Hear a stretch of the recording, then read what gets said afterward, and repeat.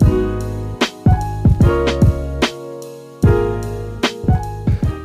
Johan De Wachter. I'm an architect and I'm from Belgium, but I'm working mainly in the Netherlands and Belgium. Recently also we have offices in Rotterdam and in Antwerp, and we're doing different types of projects. In Belgium it's mainly housing projects, like larger scale housing projects, social housing, affordable housing. And in the Netherlands we are mostly occupied with transformation projects, and it goes from old factory sites to renovation of warehouses into offices and this kind of more complex questions. The thing is that the projects in the Netherlands that we are doing and the projects in Belgium that we are doing are actually mainly different. When they're more similar in terms of topics, program or location, let's say, the approach is more or less similar, only that maybe you could say that in the Netherlands the process is more important than in Belgium. And in Belgium the result is maybe more important. So in that way we have to force ourselves in Belgium to take the clients and the people that live in the surroundings, to take them in the design process with us, with our team. In the Netherlands it's more natural, that kind of how do you say, the work or the normal way of doing things in the Netherlands is different, in the sense that the process together with the people of the neighborhood or the different experts that are involved in the areas is more integrated already. And in Belgium you have to force ourselves as a design team, but also the clients and the people of the municipality into this process. We're doing it's like more strategies, like future-proof strategies for a Zwitsal factory. I don't know what Zwitsal brand is known here. It's like baby shampoos and diapers and all these kind of things.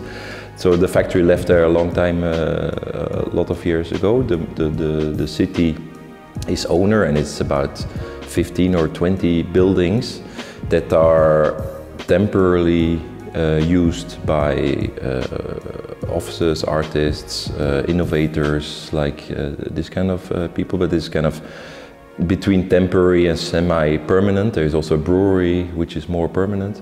So that's a very large-scale project. Another project we're doing for Unilever. It's now a part of Unilever is sold and is upfield, and it's all factories. And above the factories there was all warehouses and attics empty, and we transformed it into offices for the new company. That's about 5,000 square meters in total. The whole project. The Zwitsal is much bigger. In Belgium the projects are different. It's mainly, we get commissions through competitions, and there the projects vary. It's mainly housing, so it varies from 10 to the largest project we have is about 180 houses in one urban plan, and the architecture of that also. There is a lot of talented Lithuanian architects, young architects, or young students that studied in Delft, next to Rotterdam in the university. And since I have the office in Rotterdam, after their studies or during their studies they were looking for jobs. So for a long time I had a lot of Lithuanian people in the office, and through them I got invited to give a lecture in Kauno. It's already 2016 I think, or something like that, or 2015 even. Or even before, I don't really remember. So I gave a lecture on the architecture day in Kauno, and then somebody of the university saw it, and then we got in contact, and they asked if I would like to teach. And since I've been teaching a long time in the Netherlands, in Delft and academy in Rotterdam, but then at that time I was not teaching, and I like teaching. I really enjoy teaching. I was very interested to come here and to see what it was to teach in another context. So we had an agreement, and I came First for 6 months, and then another semester, and then another semester, and now we are here still, let's say. But I'm still enjoying, and it's still very interesting. It's also nice to work in another context. For me, that's very refreshing. Another context, like physical, another country, because we always do the projects here, like with the students. And it's also nice for me to work with the Lithuanian architects or urban planners I teach together with. So it's, for me, it's very interesting to be here.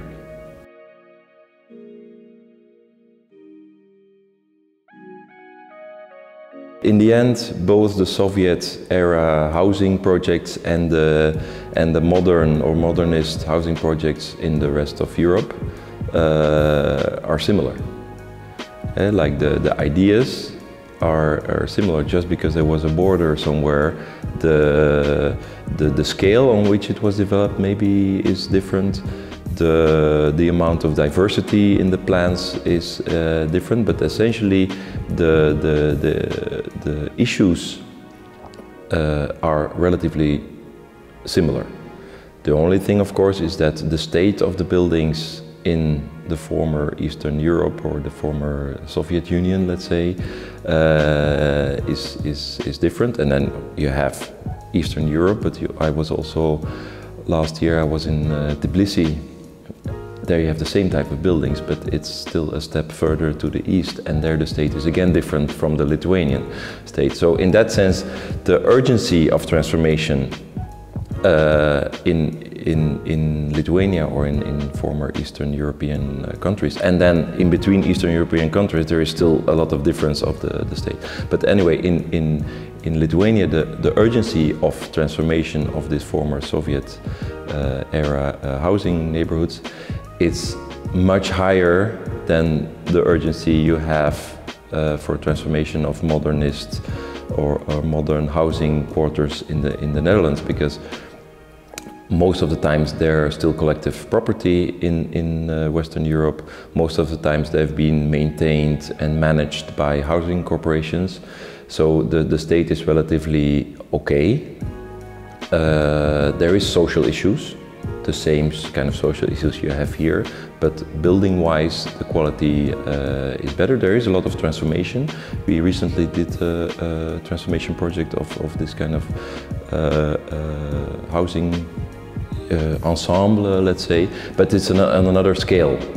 I think in Western Europe it's about projects, it's about housing projects. In Lithuania it's about housing. It's another problem. It's like a housing problem. It's not a building problem. So I'm really convinced there should be a strategy that is not only about renovating, but it's about a vision on how people will live in the future. And that, I think, is the biggest difference. Of course, there is very acute, important problems now to keep the buildings up, let's say, and to keep them waterproof and to keep them isolated and to do small things. But the issue, the size, this one typology in Lithuania is 55% of the people live in these buildings. It's another issue than you have in other countries. Actual transformation of the buildings is very important, but here there is a step before that. There should be a strategy where all these different transformations of the buildings, of the public space, of the parking, of the sustainability of the buildings kind of is integrated in. So the strategy, and that goes about vision, it's about politicians that should have a clear vision on housing for the country. It's about how do you make sure that money is inserted in this whole operation, because it's not a project, it's a kind of whole operation that should have almost a nationwide impact, and all the different projects should be under that umbrella of this general strategy to approach it. And the most important aspect there is that there is a lot of development at the moment in Lithuania, in Kauno, in Vilnius, in different cities. But everybody ignores these microrayon areas, because it doesn't have a good name. People don't see the potential, and they just go or on the sides, eat a little bit of the space away, or look for other spaces to develop. Or it's urban sprawl with low-rise neighborhoods, or it's inner city developments that are not implicated with the microrajons. Like more like in Vilnius, you have a lot of apartment developments. In Kaunas, you have more the urban sprawl in the outside the city, but in the city region, let's say. So I think it's to make developers, politicians, investors, like domestic and foreign probably, to make them see the potential of these areas. And then, only then, there is a possibility to actually transform them into into neighborhoods with nowadays comfort and standards. So I think like a combination of demolishing parts, reconstructing existing buildings, like transforming existing buildings and building new, that is the only solution, because we have to find a strategy that is good for housing itself and for the people, is good for the public space, but it's also financially feasible. And that part is also a very important part, and you can only do that with like attracting interest and of money, of investors or of developers to these areas.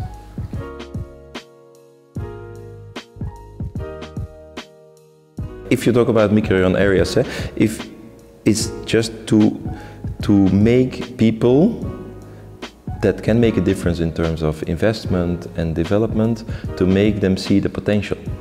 That is the biggest problem. So on the one hand, if you do projects in these areas, it's about solving the basics.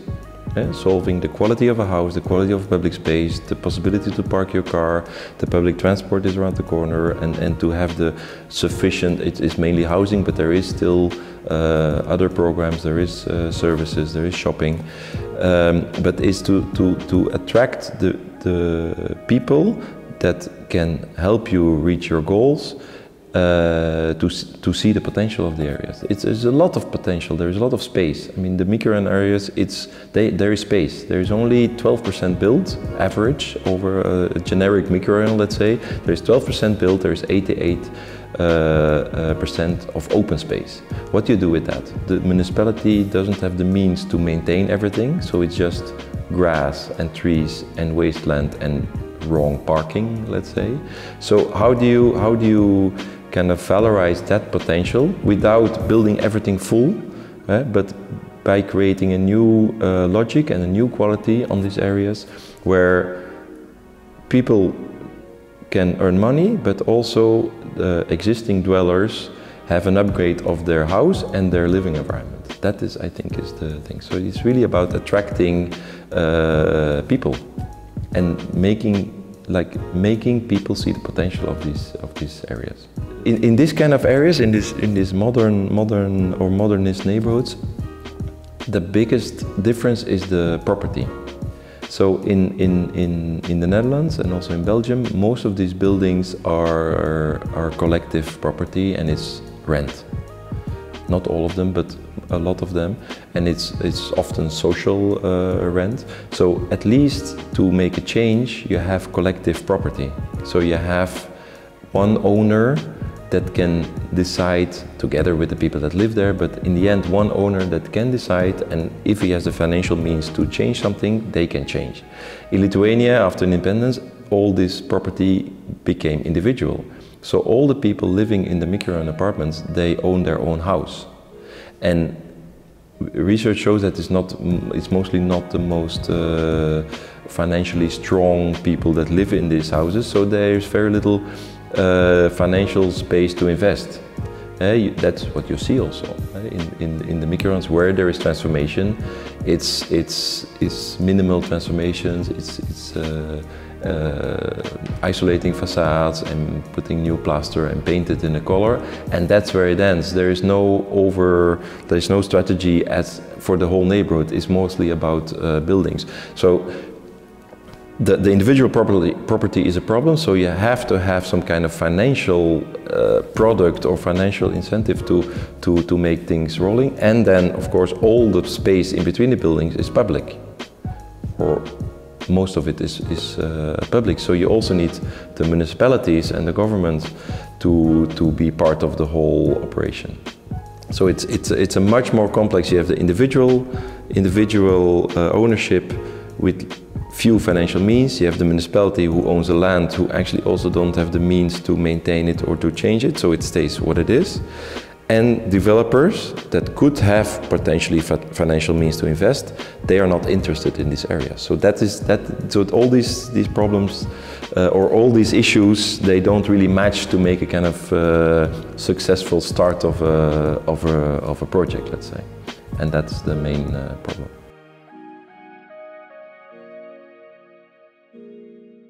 You see, there is very little change.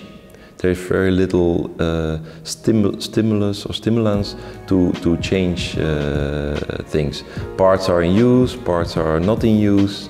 You have free economic zones everywhere. Kauno, now we are working in Šiauliai. There is also a free economic zone where taxes are lower. So instead of transforming the existing ones, people go to the new, or new investments go to the new zone. So there is very little influx into this deserted, oftenly probably also polluted areas. It could be that the city can move there and the industry moves more to the free economic zones and more to the outside, or more condensed in some places, that you really redefine what is city and living and yeah, city, and what is industry. But there is very little transformation in deserted economy. You also see it in Šiauliai, where the existing business areas are, let's say, 80% filled, but there is abandoned buildings, there is wastelands, there is plots for sale that are not getting sold, and at the same time free economic zones are being, a free economic zone is being developed next to the airport there, and there is no strategy on who is going where, which investment is canalized to which area. And that's in a way a pity, I think, because there could be a potential developing these free economic zones with the relation to the old, more inner city industrial areas or working areas, that the combination of a new development and a transformation of the existing into a new kind of urban environment, that would be interesting to put this connection between the two. But at this moment, maybe there is, but I don't know if that is on an agenda on somebody's desk somewhere in the country, let's say.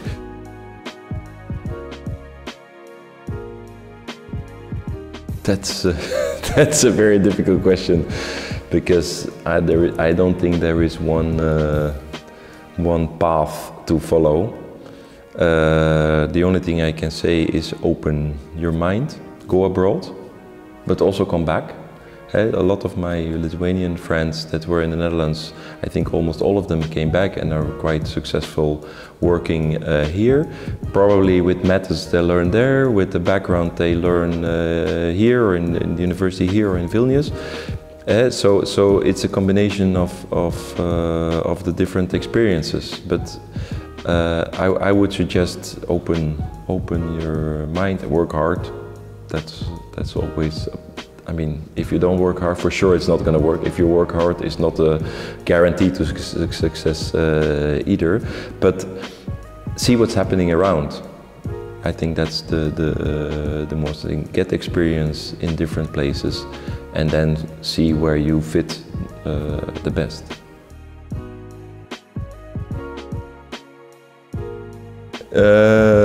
No, I enjoy it a lot. We had now like 5 years, I think 4 or 5 years. I'm working with Martina's in the studios. We did different topics, mainly about microrayons, but also about other projects, about the industrial sites and this kind of things. Now in Šiauliai, which is again a different topic, is more urban planning on a larger scale. But it's very nice, and we tried, since I'm not living here, we try to teach longer hours, less times but longer hours, and try to stimulate the discussion with the students, and try to not tell them what to do, but try to make them figure out how to do it, and just to support them, because we have a lot of time in these days that I'm here. We have a lot of time to talk, and I think it's very important that they learn how to express themselves and to talk about the projects, and not just to do them and hang them on the wall. And I think that's very important, because in the end you just always have to sell your design or explain it to people, and that is I think a very important part of our job anyway.